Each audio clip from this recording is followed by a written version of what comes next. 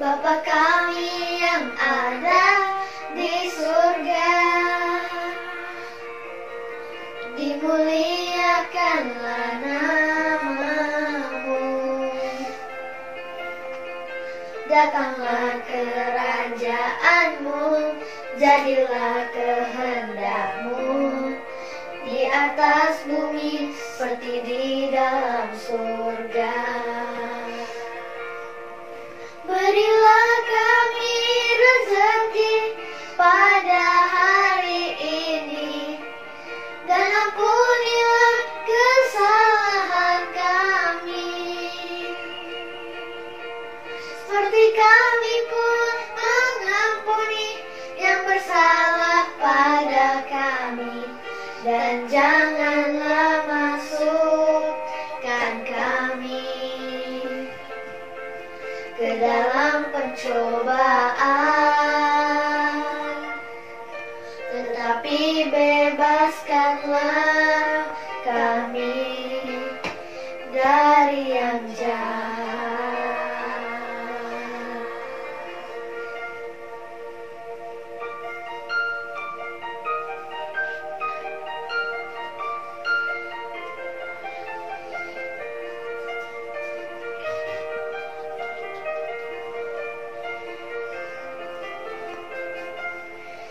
Bapa kami yang ada di surga, dimuliakanlah nama-Mu. Datanglah kerajaan-Mu, jadilah kehendak-Mu di atas bumi seperti di dalam surga. Berilah kami rezeki pada hari ini, dan ampunilah kesalahan kami, seperti kami pun mengampuni yang bersalah pada kami. Dan janganlah masukkan kami ke dalam pencobaan, tetapi bebaskanlah kami dari yang jahat. Berilah kami rezeki pada hari ini, dan ampunilah kesalahan kami, seperti kami pun mengampuni yang bersalah pada kami. Dan janganlah masukkan kami ke dalam pencobaan, dan bebaskanlah kami dari yang jahat.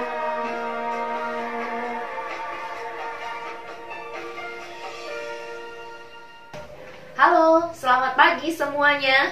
Sebelum kita mendengarkan cerita, kita berdoa. Bapa Surgawi, terima kasih pagi hari ini sebelum kami beribadah mendengarkan firman Tuhan, kami mau merendahkan diri di hadapan-Mu.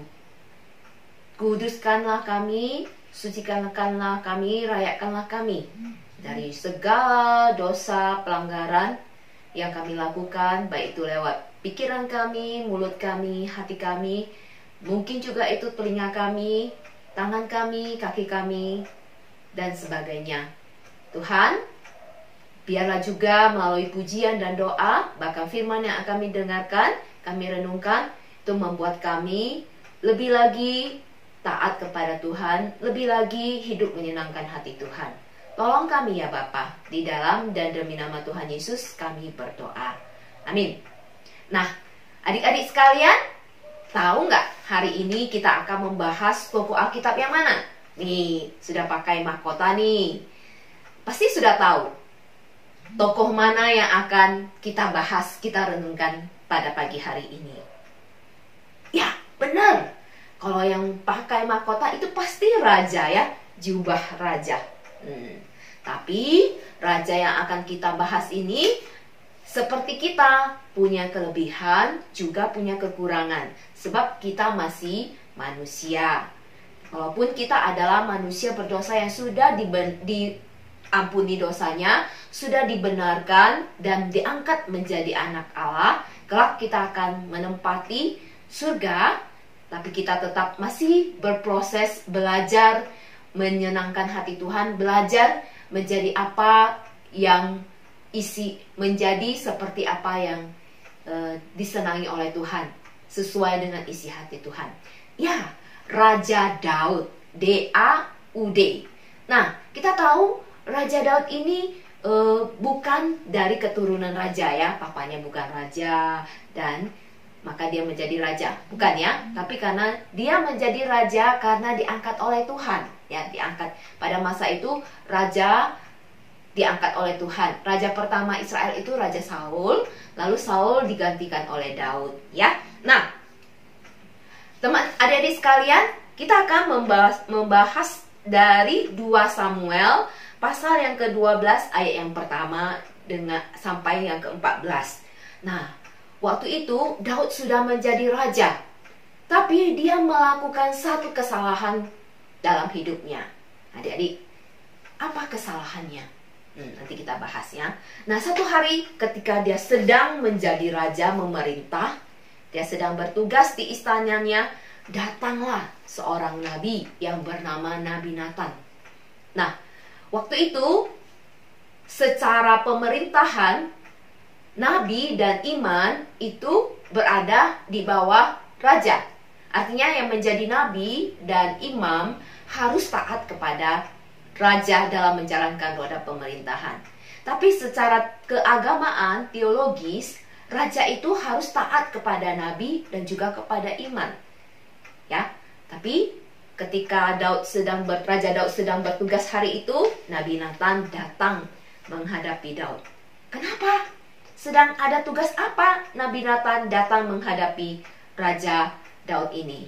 Wah, Nabi Nathan datang kepada Daud. Langsung dia bercerita kepada Raja Daud. Ada seorang yang sangat miskin. Dia hanya memiliki seekor domba, satu-satunya. Namun domba ini diambil oleh orang lain, orang kaya. Sehingga orang miskin ini sudah tidak punya domba lagi, karena dirampas oleh orang jahat tersebut. Wah, ketika Raja Daud mendengar cerita Nabi Nathan ini, Raja Daud sangat marah. Kenapa di negara yang dia pimpin ada orang jahat? Ada orang yang berlaku tidak adil. Masa domba yang dimiliki orang miskin ini satu, dia harus ambil padahal dia punya banyak. Lalu dalam kemarahannya Raja Daud berkata, orang tersebut harus dihukum mati dan dia juga harus membayar denda. Nah, ketika Daud mengatakan demikian, Nabi Nathan berkata, orang tersebut adalah kamu. Lalu Daud tersadar. Kenapa Nabi Nathan mau menggunakan cerita ini untuk mengingatkan dan menegur Raja Daud? Ya, Nabi Nathan ini tidak langsung, Raja Daud, kamu bersalah, kamu begini-begini. Tidak, tetapi Nabi Nathan datang dengan sebuah cerita. Dan ketika Nabi Nathan berkata kepada Daud, Raja Daud, kamulah orangnya. Raja Daud tidak mencari alasan atau dia marah. Kenapa kamu berani ya? Aku adalah raja. Bawa Nabi Nathan, hukum dia. Daud tidak demikian. Tetapi dia ketika Nabi Nathan mengatakan kamulah orangnya, Raja Daud tersadar bahwa cerita yang diceritakan oleh Nabi Nathan itu adalah dirinya. Bahwa dia sudah menghina Tuhan. Apa yang dilakukan oleh Raja Daud? Ternyata dia adalah seorang raja yang sudah memiliki istana, memiliki banyak istri, tapi dia mengambil istri seorang tentaranya yang bernama Uria. Dia mengambil istri Uria yang bernama Batseba untuk menjadi istrinya. Bayangkan, Uria hanya memiliki seorang istri dan dia adalah tentara bawahan Daud. Tetapi Daud yang seorang raja yang punya banyak istri mau mengambil istri orang, dan bukan hanya mengambil istri Uria yang bernama Batseba, tapi dia menyuruh bawahannya yang bernama Uria ini yang berjuang untuk negara di garis depan berperang, memerintahkan apa? Biarkan istri Batseba ini yang saya ambil istrinya, orang itu tempatkan dia di baris depan, biar dia maju perang lalu mati. Jadi perbuatan Raja Daud ini sangat menghina Tuhan, sangat jahat di mata Tuhan. Dia mengambil istri orang, artinya dia melanggar hukum Taurat, mengingini milik orang lain. Lalu dia mengirim sang suami pergi ke medan perang untuk terbunuh. Artinya dia membunuh secara tidak langsung. Raja Daud membunuh Uria secara tidak langsung. Dia adalah seorang pembunuh. Dia sudah melanggar hukum Taurat, jangan membunuh. Apalagi dia juga sudah melakukan perbuatan zina, mengambil istri orang untuk menjadi istrinya tanpa melakukan seturut dengan hukum. Itu sudah berzina. Hal ini tentu saja membuat Tuhan yang mengangkat Raja Daud itu sangat sedih. Tetapi Tuhan juga melihat hati Daud, karakter Daud yang baik. Ya. Ketika dia ditegur Nabi Nathan, dia langsung sadar. Dia refleksi, menyadari bahwa dirinya sudah berdosa di hadapan Tuhan. Dia juga sudah berdosa terhadap Uria dengan membunuhnya, mengirimkan dia di medan perang. Dia juga sudah berdosa kepada Batseba karena merampas dia dan memisahkan dia dari suaminya, bahkan membunuh suaminya. Daud ketika mendapat teguran dari Nabi Nathan, Daud memohon ampun. Memohon ampun kepada Tuhan melalui Nabi Nathan. Ampunkan saya. Nah, doa pengakuan dosa Daud ini tercatat di kitab Mazmur. Bahwa Daud sungguh-sungguh menyesali perbuatan dosanya. Sungguh-sungguh menyesali kelalaian dan pelanggaran yang dia buat. Nah, adik-adik sekalian, inilah yang menyukakan hati Tuhan.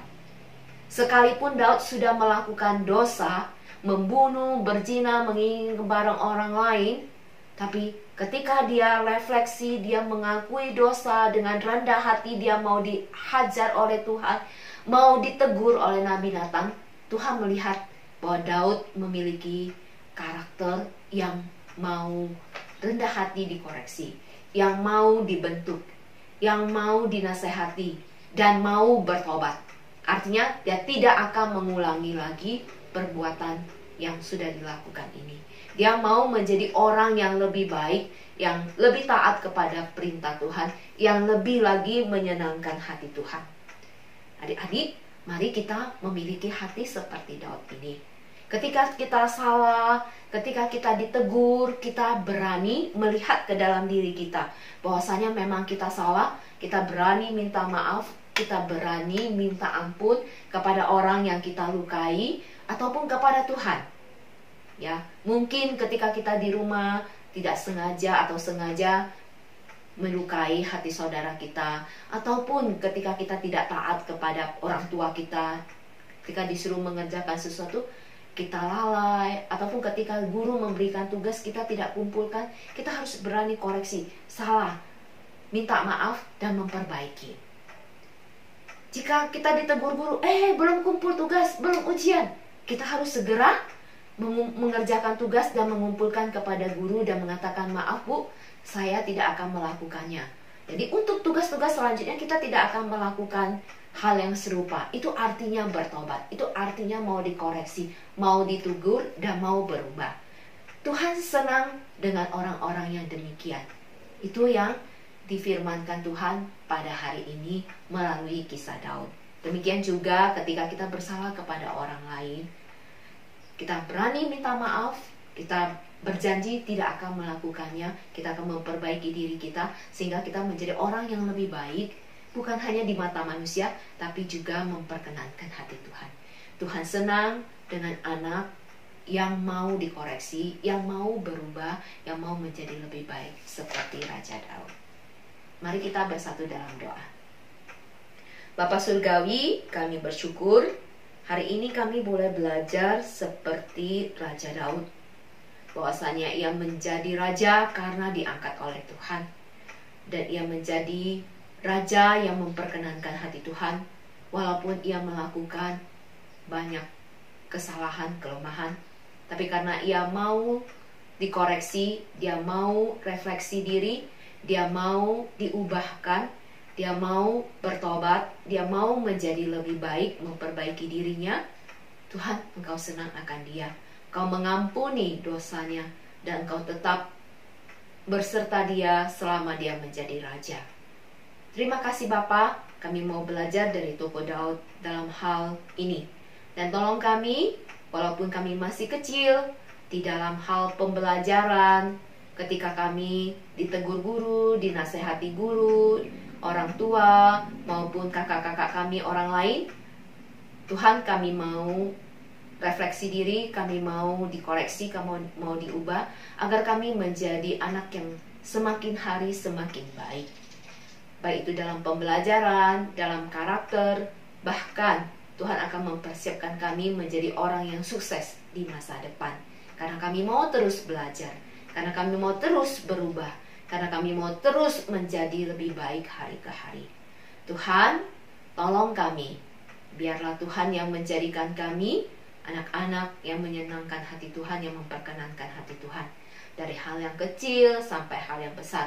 Dari hal ketika kami belajar, jimit, ataupun mengerjakan tugas, bahkan ketika mengerjakan ujian secara online maupun onsite, bahkan ketika kami sendirian ataupun harus mengerjakan hal-hal, kami diajar untuk tetap menjadi anak yang takut akan Tuhan. Terima kasih ya Bapa. Ini doa kami, di dalam dan demi nama Tuhan Yesus kami berdoa. Amin.